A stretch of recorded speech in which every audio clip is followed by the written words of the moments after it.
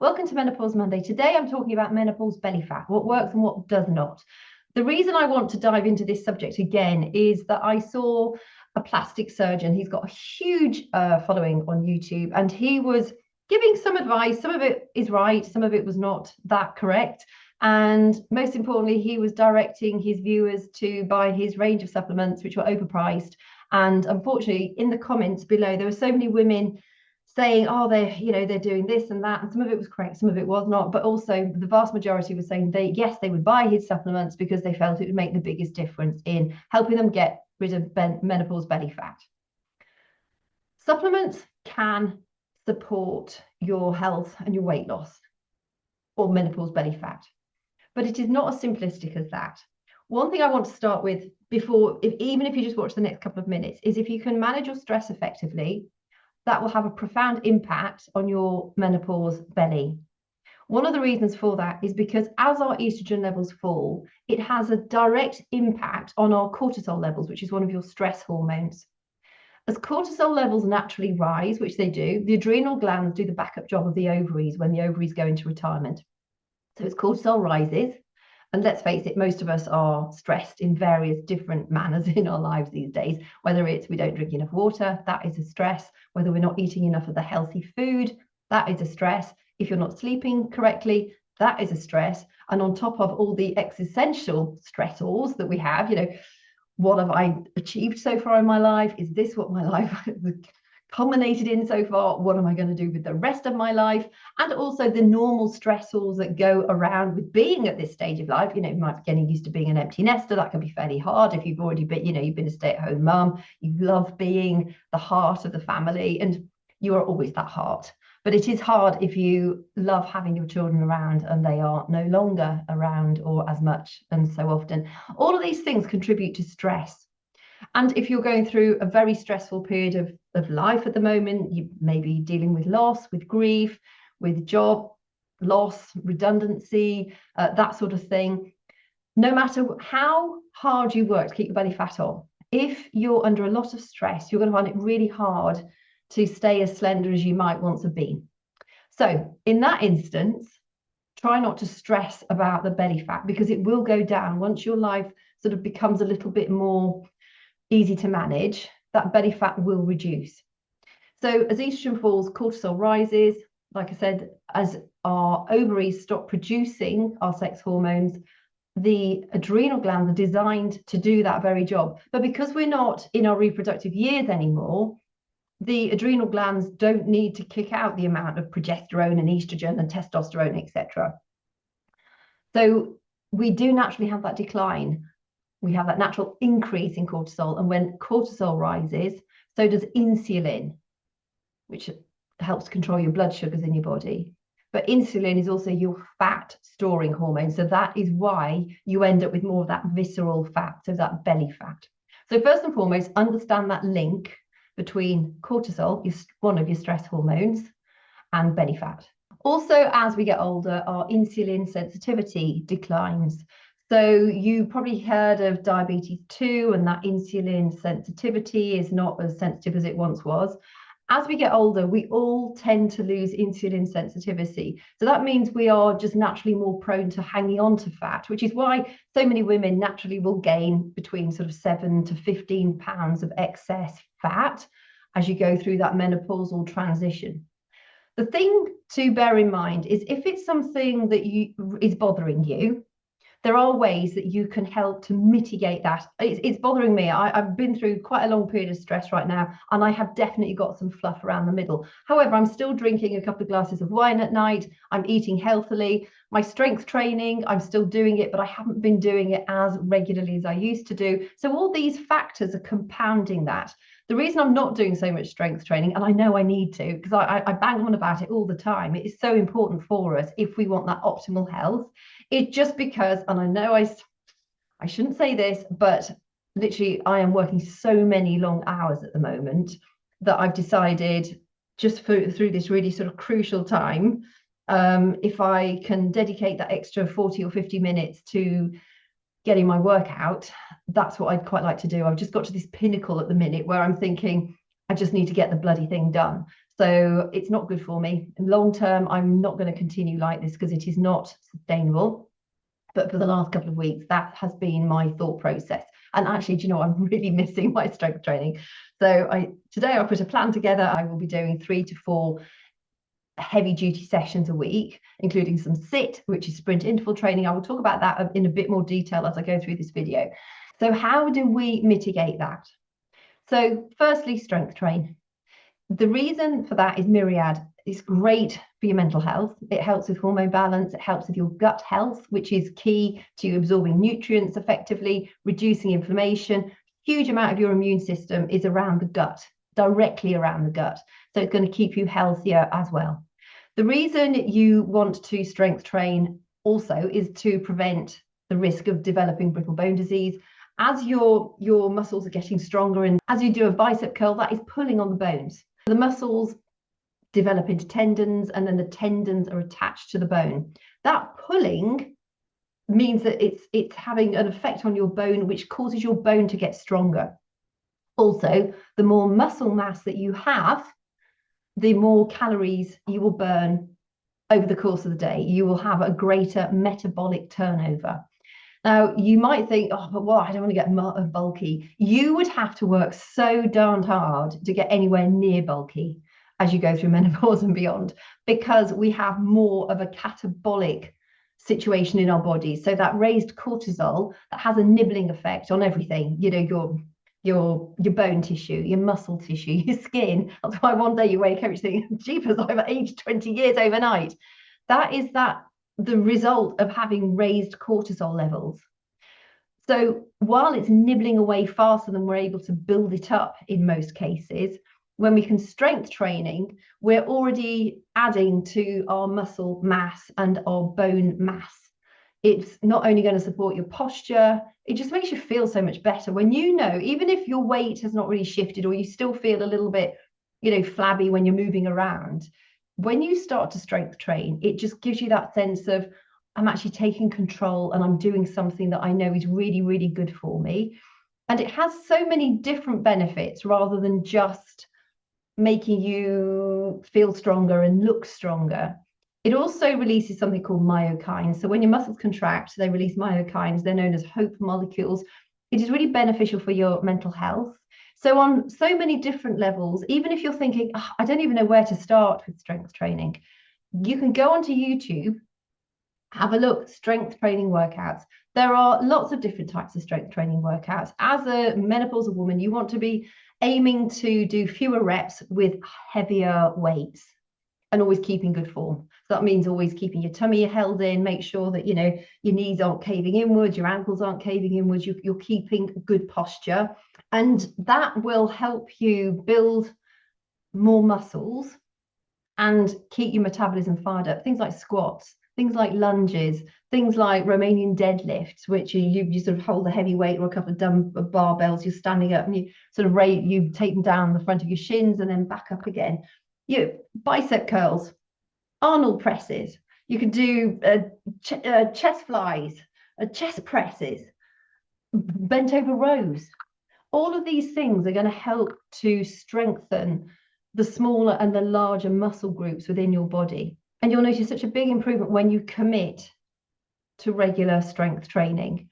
I've put myself a plan together, like I said earlier. I wasn't going to share it because if you're not used to strength training, I don't want, because I haven't got any form notes in it. And I honestly have not got the time to write a load of form notes in it for somebody who is new to strength training. However, if you are somebody who's familiar with keeping proper form and you can do moves safely, if you want it, just drop it in the comments. Just say, can you send it to me? You'll need to leave me your email and then I'll just email it across to you. I have no email system. It will literally be, yes, here you go. Here's my blueprint that I've done. It focuses very much on all over body strength and particularly sculpting shoulders, sculpting your booty, sculpting your obliques. So, you know, making sure it helps to pull in your waist, and as well as making sure you know, posturally, you've got some really good body strength. So if you want that, just mention that in the comments and then I can send that to you. But if you need the form tips, then it's probably better to either get it and then look on YouTube how to do a which, you know, as my list will go through, and then I'm sure you can find little links to show you how to do those movements correctly. I am actually about to release a full 4-week strength training program, which is it's just in a PDF, and that will be listed for sale soon. I haven't done it yet purely because I'm still in the middle of getting my Etsy store up and running. But once that's up and running, that will be a full blueprint with all the prompts. It's got images to show you exactly what to do and how to move and how to do it correctly, and sometimes how to modify it, sometimes how to make it a little bit more difficult. And it's a properly structured 4-week strength training program designed specifically for the midlife woman. So if you're keen on getting that as well, just say menopause strength training as a comment beneath the video, and I'll make sure to let you know when that is ready. And then you might want to follow that 4-week program, but that goes in a lot of detail. It's got a huge glossary. It's a massive guide that I've put together, because not everybody wants to watch a video, not everybody wants to go to the gym and do it, not everybody wants to or can indeed pay for a personal trainer. So I've thought this is a good way of pretty much putting together everything that I know that works really well and works specifically well for the midlife woman's body, to in such a way that it's safe for you to do it. And there are a few sort of other options for you to do. It is a very comprehensive guide. It took me ages to put it together. So if you wanted any information on that, just drop a comment below and I can send you some more information on that when that's ready to go out into the big wide world. This guy was also referring to the benefit of intermittent fasting, and that for a woman's body is not necessarily the best thing. Women need to have, ideally, some healthy carbs and protein before you do a strength training program. Now, if you are sedentary and you're not an active woman, you might find intermittent fasting is working really well for you. If you're doing the strength training, and you're finding intermittent fasting is still working, brilliant, stick with it, because it will work for some people. I used to do it. A lot of the women that I work with used to do intermittent fasting, but they found it's not having such a profound impact. In fact, it's backfiring on them now, because you have not got the necessary resources in order to do a really effective workout fasted. You know, if you've not eaten, your body scientifically it's proven you have not got what you need in your body to get the best out of your workout that you're about to do. Also, one of the main reasons for not doing intermittent fasting is because it can raise your cortisol levels. So that is this issue that we're always dealing with, this raised cortisol issue. So the intermittent fasting may not be working for you as well as it used to do. And if so, I know it's hard to suddenly kick it to the curb if you're thinking, well, what if I stop intermittent fasting and suddenly I'm going to put weight on? That's highly unlikely to happen. You're just going to be eating before you do your workout and after you do your workout, and making sure you've got protein and carbs before and after your workout. Those are probably the two most key areas. You can always eat your evening meal a little bit earlier if you want to try and keep a longer window, so that you have maybe sort of 12 to 14 hours without eating anything. But to be quite honest, I mean, the vast majority of us probably eat like that naturally in any case.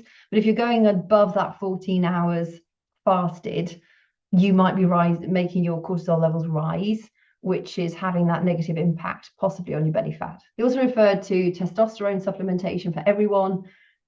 If you're not low in testosterone relative to your other sex hormones, and it's all relative because, of course, your estrogen, your progesterone, your testosterone, they're all decreasing as you go through menopause and beyond. You might not need testosterone. He was saying a blanket, yes, testosterone is going to be brilliant for your face, your weight, your strength, Testosterone can actually backfire, because if you see middle-aged men, a lot of them have got a pot belly, but they're quite slender all over the rest of their body. We don't want to be encouraging that pot belly in us. And that pot belly in men is due to their testosterone. It also might make you slightly hairy if you start to take testosterone. So just be mindful of that. A blanket, yes, testosterone is a great supplement for you. is not the way forward. If you're thinking you might be deficient in testosterone, go and get a blood test done and see if you actually are deficient in testosterone. So that your healthcare provider knows exactly the measurement of testosterone that you would require in order to bring you up to that healthy balance, that ratio between all of your sex hormones. So a blanket supplementation for testosterone was just bad advice. He also mentioned HIIT and cardio, actually. He was talking about, because cardio is great for men. Middle-aged women, it's not so good. One of the reasons, or one of many reasons, is cardio has that catabolic effect on your body. So if you're doing long distance running, you are breaking down muscle mass. It might give you that runner's high, yes, lovely, but when you're running long distances or cycling long distances, you're probably increasing your cortisol levels beyond where they should be. Plus, it's having that breaking down effect. So yes, of course, running is going to keep you endurance fit. It's going to keep your heart and lungs nice and fit, or it should do. But you need to be really focusing on building muscle, not breaking it down through midlife and afterwards. So the running, while you might love it and it's keeping your heart and lungs fit, it's also increasing your muscle breakdown. You don't see muscular long distance runners. You see very lean long distance runners, but not muscular long distance runners. So be mindful of that. Also, people think, well, I need running for my heart and lungs. If you're doing a really good strength training workout, that will have your heart pounding. There are times that I'm doing strength training and I feel like my heart is about to pump out of my ribs. You can get a really good cardio training out of strength training. If you're thinking of doing high intensity interval training, that can be really beneficial. So you do an exercise, maybe running on the spot on mountain climbers for sort of 2 minutes, 1 minute, something like that. And then you have a small break and then you do it again. If you want to go for really great results, do sprint interval training instead of high intensity interval training. Sprint interval training is more extreme. So you're looking to do an exercise, maybe mountain climbers, for 20 to 30 seconds at literally all out effort. So if you can only manage 15 seconds, just do it for 15 seconds. And then you let your body rest for 3 to 4 minutes, complete rest. Bring your heart rate down, bring your breathing down, and then you repeat that. Or I do 3 lots of different moves. So I'll do like maybe running burpees on the ground for 20, 30 seconds. It's unlikely I'll do it for 30 seconds because I hate them. And then I'll have 3 or 4 minutes off, and then I'll do star jumps as fast as I can for 20 to 30 seconds. I can do them more easily, so I normally do 30 seconds of those, finish them absolutely spent. You shouldn't have anything left in the tank by the time you finish each of these little rounds of sprint interval training.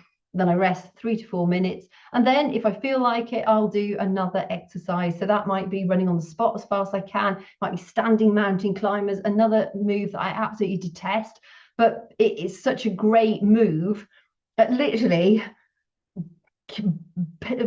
pounding it out for 20 to 30 seconds, and then that's it done. If I'm feeling really strong and healthy and fit, after that next 3 to 4 minutes of rest, I'll do another round. So, 3 more moves with 3 to 4 minutes in between them. That has been scientifically proven to be incredibly effective at not keeping your cortisol raised for too long, and also helping you burn through your calories, but also give you that heart and lungs super endurance factor, cardio burst. So that combined with strength training. So you could do strength training 2, 3, 4 times a week, and maybe have 1 or 2 of those sit episodes in that menopause strength training program that I've designed. There are 2 sit training workouts a week. You've got 1 on a Monday, 1 on a Friday.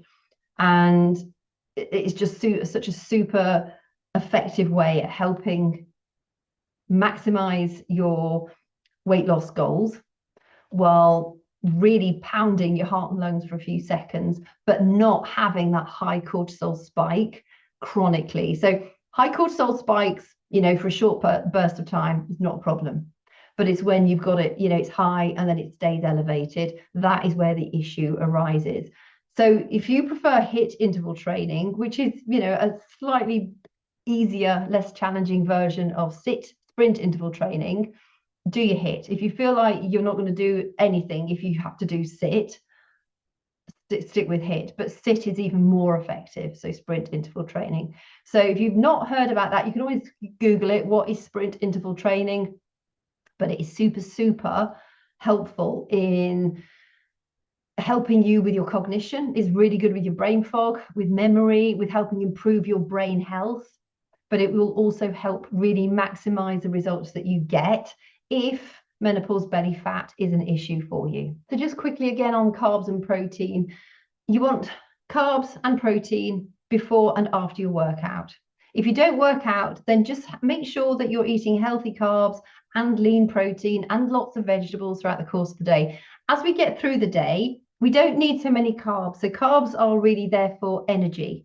So for your evening meal, you don't need a massive plate of pasta or rice or a huge plate of potatoes. If you have some of those, that's absolutely fine, but make sure they're the sort of smaller aspect of your meal rather than the larger aspect. The larger aspect should be a big plate of vegetables and or salad, and then lean protein in however you eat your protein, whether that's legumes or it's meat or fish or however you eat it, a lean portion of protein. Most of us don't eat enough vegetables throughout the course of the day. Most of us do not eat enough protein either. Protein is your building block. If you're not eating enough protein, even if you're doing your strength training workouts, you're going to struggle to build that muscle mass as effectively as you need to. So you want to aim ideally for a gram of lean protein per pound of ideal body weight. So for instance, if you want to weigh 140 pounds, if that's your goal weight, you want to eat around about a gram of 140 grams of lean protein every day. You'll struggle to eat that much protein. It means that you need it at your breakfast, your lunch, any snack that you have, and your evening meal. There are easy ways of getting more protein in, like maybe include a little bit, if you have scrambled eggs on toast, for instance, have some scrambled eggs with some cottage cheese on toast, and maybe add some edamame beans into your scrambled eggs. That gives you real protein powerhouse breakfast rather than just scrambled eggs on toast. If you have oatmeal or rolled oats in the morning, steel cut oats with some Greek yogurt, and then you make sure you haven't got a huge amount of oats, but you've got a good dollop of Greek yogurt, and then add some milled linseed or flaxseed on top of that. Again, another protein powerhouse. I often have roasted edamame seed beans in the afternoon as a healthy snack, but again, really high in protein. And then evening meal will normally, it'll either be lots of legumes, lentils, chickpeas, even though they make me really gassy. But I'm always really structuring my evening meal around my protein source. I eat meat, I eat fish. So most of the time I'm eating meat or fish with a load of vegetables too. I love potatoes, so sometimes I'm eating potatoes too. Last night I cooked a really delicious curry. I literally had a tiny amount of rice with it, but I had a huge amount of vegetables and a decent amount of chicken, and it was a really delicious tomato-based curry. So make sure that you are really maximizing on your protein, but also getting a shed load of vegetables in, and drink plenty of water. Half your body weight in pounds is fluid ounces of water. So if you weigh 140 pounds, you want to be drinking around about 70 fluid ounces of water a day. If you're struggling with night sweats and hot flushes, you're probably going to want to drink more than that a day. But when you're drinking more water too, that just helps to detoxify the body, which means the body is in less stress.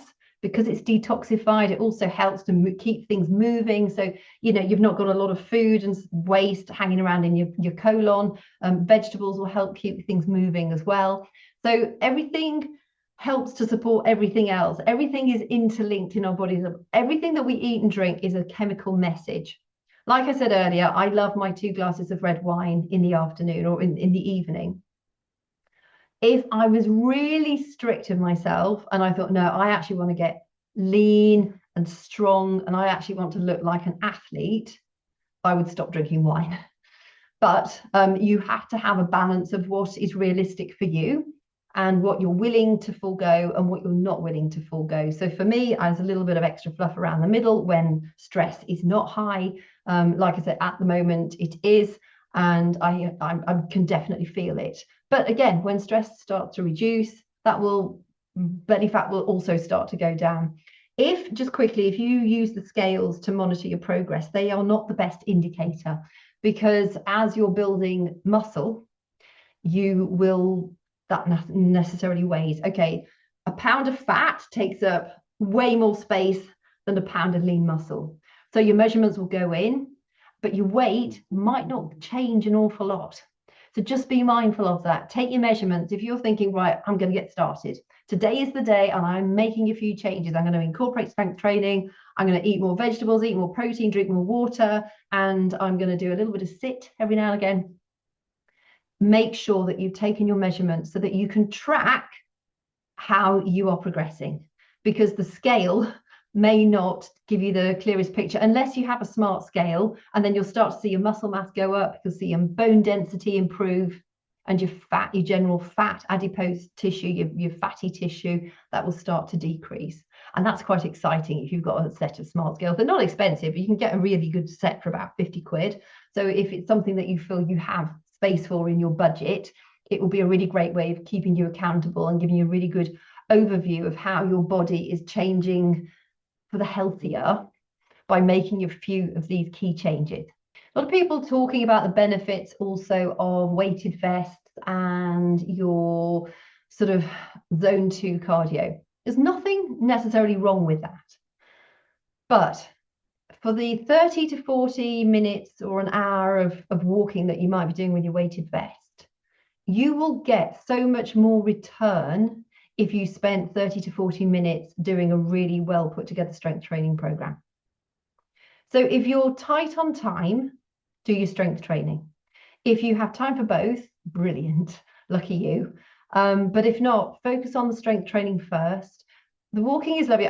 For me, walking and mental health are hand in hand. I just think if ever I'm stressed or I'm just really fragmented or discombobulated, I always go outside and have a quick walk. But if I wanted to really focus on getting results and reduce that menopause belly fat and just feel stronger and leaner and healthier and happier in myself, strength training would be the absolute priority. Now, he was talking about all these supplements. There's a couple of supplements that I will mention that I do think are beneficial for you as a menopausal woman that aren't going to break the bank. You hear of some people and they list between 10 and 12 supplements. So it's just ridiculous. If you struggle to eat enough protein, get a high quality protein shake, because it's dead easy to get an extra sort of 25 grams in just in the shake. If you're going to get a protein powder, make sure it's unflavored, because then it probably won't have sucralose in it. A lot of them do use artificial sweeteners, so check the ingredients on the packet. You don't want sucralose, you do not want artificial sweeteners. If you need to sweeten it or flavor it yourself, use either beetroot powder, half a banana, maybe add it to some raw organic cacao powder. Find a way that you can make it more palatable for you. The next thing I would suggest is possibly ashwagandha, which is an adaptogen herb. It is really good at regulating your cortisol levels, so it will bring down that cortisol response. If you struggle with increased blood sugars, so you've been told your blood sugars are a little bit high, mulberry leaf tea, it costs next to nothing. Get some mulberry leaf tea leaves, and that has been known, and it gives me the jitters. If I've not eaten any carbs, it actually gives me the shake. So I know it works really, really well, but it's a natural way. In fact, I'll link to a video here I did about mulberry leaf tea versus GLP-1, so the weight loss drug. They're slightly different beasts, but if you have belly fat and you like your carbs, or you want to bring down your blood sugar, your insulin spikes, what you could do is drink mulberry leaf tea around a carb-heavy meal. That's going to help to mitigate that belly fat risk. Berberine is another supplement that has been scientifically proven to be really effective. I don't take berberine myself, so I can't comment on it personally, but there's a lot of evidence out there to suggest berberine is as good as a GLP-1. So you could always do a bit of a search on berberine and see what you come up with, see if you want to take it. I think it's actually quite an expensive supplement. Mulberry leaf tea is not at all. So I would start with a protein shake if you want to increase a bit more protein. Ashwagandha, that's a pretty good value adaptogen herb too. Mulberry leaf tea costs next to nothing. People do talk about the benefit of magnesium. If you eat a healthy amount of good quality food, the chances are that you get enough magnesium in your diet. It's become a bit of a buzzword, and there are various different magnesiums, and different types tend to help with different things. Magnesium glycinate can help if you're struggling to go to sleep, but so can chamomile tea or the various sleepy teas. You may not be deficient in magnesium. So if you don't eat healthily, if you're eating a lot of sort of takeouts or processed foods or microwave meals, you may need to take a magnesium supplement. But if you eat a wide range of, nuts, seeds, legumes, leafy vegetables, you should be getting enough magnesium. Most of us are getting enough of our minerals from eating a healthy diet. But magnesium, if your diet is not great, might be one of those that you want to look at supplementation. We tend to make it sound so much more complicated than it is. Lift weights, drink water, prioritize good sleep, eat like a human, and manage stress as effectively as you can do. And that will set you up so well to keeping menopause belly fat at a minimum. And also know that if you, like me, like the odd treat, and for me, it's my red wine in the evening, that is a sacrifice. I could probably get an extra ½ inch off my belly if I didn't have my red wine. But I love my red wine. And I don't want to be so controlled that I cut out literally everything that I thoroughly enjoy. And red wine is one of those things. The rest of what I eat and drink is pretty much bang on. So just be mindful of the things that might help you, some of those supplements that might help you, and the vast majority that people mention, you don't need them if you eat and drink like a normal, healthy human being should do. And stress management is one of the biggest things that you can do to reduce your belly fat, as well as regular strength training. So let me know in the comments, are there any supplements that you take that you think are highly beneficial? Have you tried berberine yet? If you have, I'd be really interested to hear what your opinion on berberine is. And if you wanted to be notified of when I release my menopause strength training blueprint, just drop a comment about that. Or if you wanted the workout that I've literally just thrown together, which I'm going to be doing several times a week, and you already understand decent form, then again, let me know and I can send that through to you. But if you want that, you'll need to let me have your email as well. I'm not going to sign you up to an email list or anything, but I will need to be able to deliver that to your email box. And otherwise, we're going to be having a lot of backwards and forwards. So ideally, leave your email below and I can send that out to you too. So thank you so much for your company. If you found it helpful, please give it a like. If you don't want to miss future episodes, make sure to subscribe to the channel. Then you'll always see at the top of your notifications, I'll have a little blue button next to my channel icon whenever I release a new video. And I hope you have a great week, and I will look forward to chatting with you again next week.